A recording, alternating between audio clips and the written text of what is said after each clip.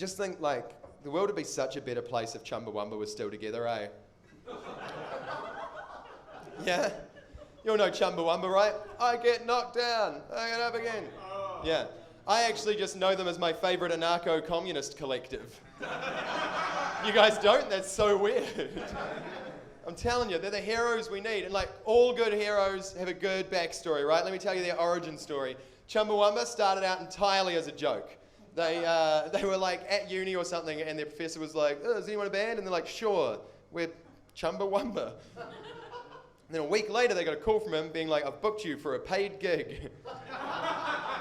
And they were like, "Fuck, we don't play instruments."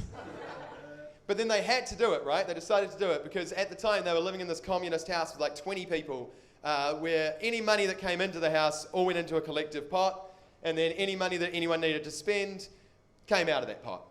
And I want to be very clear, I don't mean a bank account. I mean they had a physical pot just filled with cash sitting in their basement.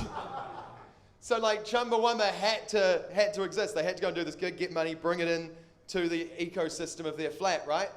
And I don't think it's crazy to think that like Vladimir Zelensky was a big Chumbawumba fan. And he started out playing the president of the Ukraine as a joke. And then when he saw an opportunity to actually do it and contribute to his wider community, he thought, what would Chumbawumba do? And that's why we have the Vladimir Zelensky we have today. Okay, you're not that on board with that one? Look, I'll be honest, the examples don't get any less silly, so get on board. But I've got another one. Back in like peak fame for Chumbawumba, right? The height of their fame. They got invited to this big royal gala, all filmed and stuff. And so they took one of their songs. What am I saying? They took their song.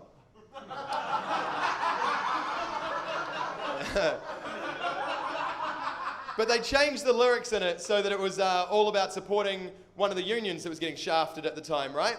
Made a big protest song, and then at the end of their song, went up to the front table, took a full jug of water off it and just poured it over the Deputy Prime Minister's head, yeah?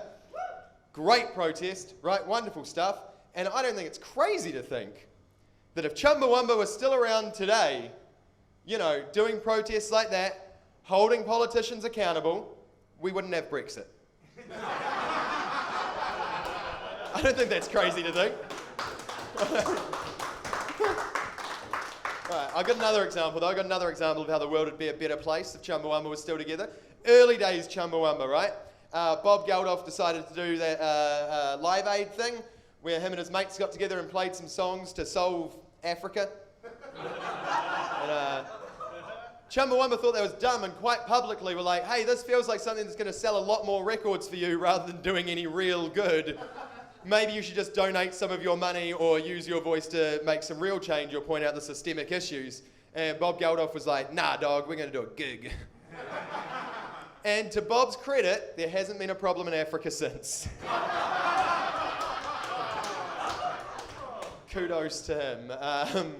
But Chumbawumba, they thought that was fucking stupid, right? So then they released their first studio album, which they entitled Pictures of Starving Children Sell Albums.